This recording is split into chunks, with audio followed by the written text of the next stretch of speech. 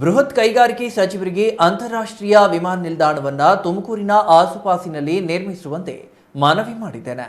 ವಿಮಾನ ನಿಲ್ದಾಣ ನಿರ್ಮಾಣಕ್ಕೆ 2 ಕಡೆ ಭೂಮಿ ಗುರುತಿಸಲಾಗಿದೆ ಎಂದು ಡಾಕ್ಟರ್ ಜಿ ಪರಮೇಶ್ವರ್ ಹೇಳಿದರು.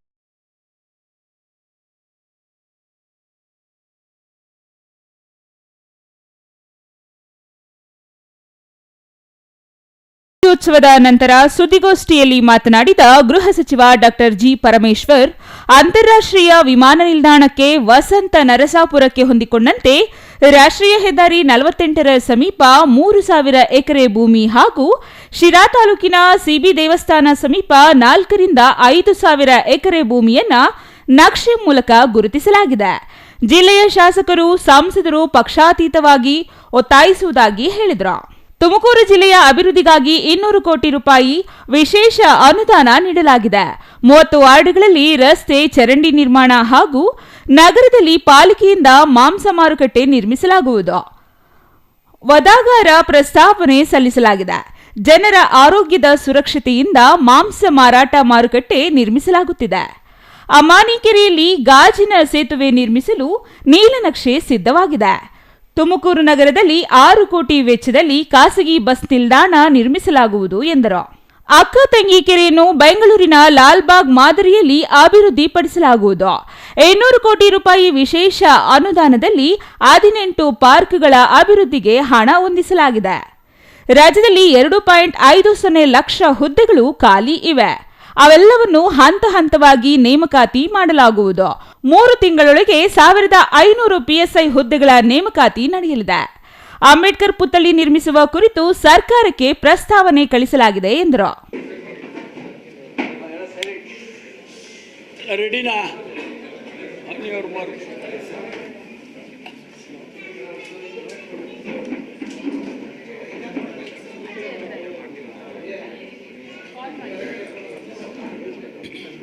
ಸ್ನೇಹಿತರಿಗೆ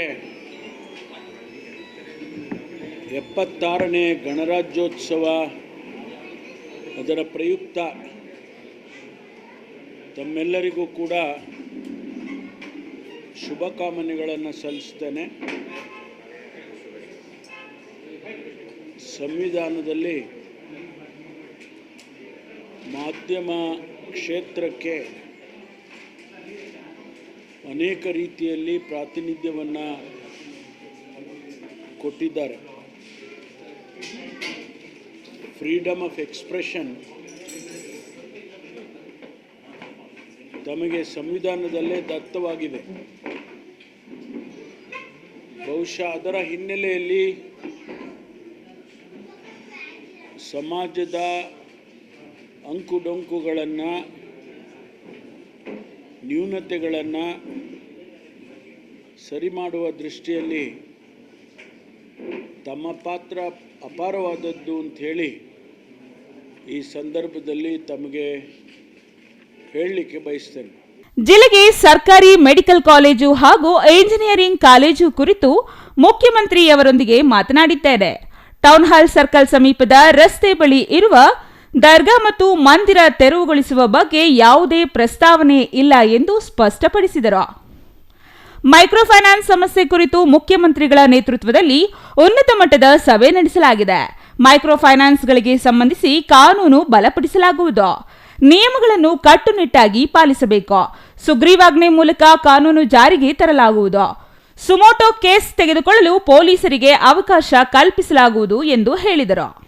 ಇಸ್ಮಾಯಿಲ್ ಜಬೀವುಲ್ಲಾ ಖಾನ್, ಸಿಟಿವಿ ನ್ಯೂಸ್, ತುಮಕೂರು.